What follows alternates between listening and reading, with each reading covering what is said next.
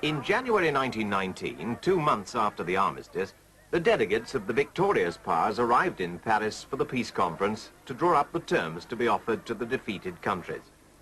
In all, the representatives of 27 nations attended that conference.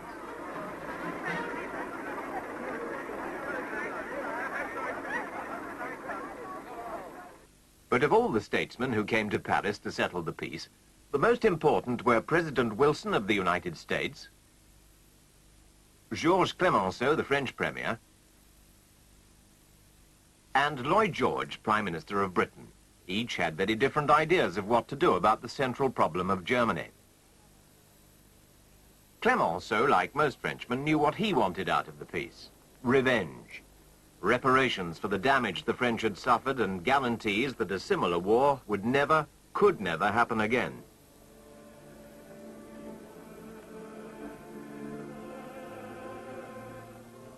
The idea that Germany should be let off lightly would have seemed sheer madness to Frenchmen who'd seen the effects of the German war machine on their own country. In order that scenes like this could never happen again, they wanted a Germany stripped of her wealth and armed forces.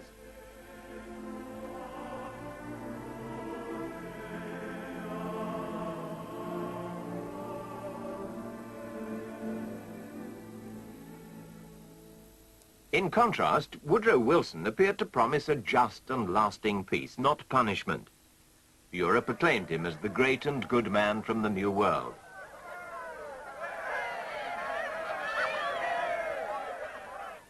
This was because his 14 points seemed to promise a new moral order in international affairs.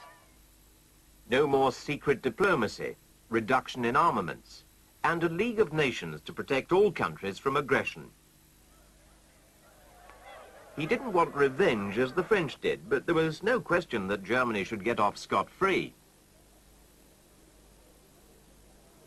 But while Wilson was planning the future of Europe, Americans were rapidly losing interest as their boys came back home.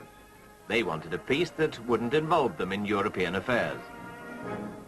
Surprisingly, it was Lloyd George who fought most strongly for German interests at Versailles.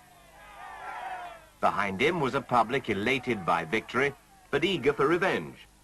The Prime Minister appeared to share their opinion, but really had no time for those who wanted to destroy Germany. What mattered to him was that Germany should be made stable and allowed to recover her strength as a trading partner. This was the kind of Germany he feared, a land of miserable refugees, poverty, homelessness and starvation. All conditions likely to provide a perfect breeding ground for the new disease from the East, communism.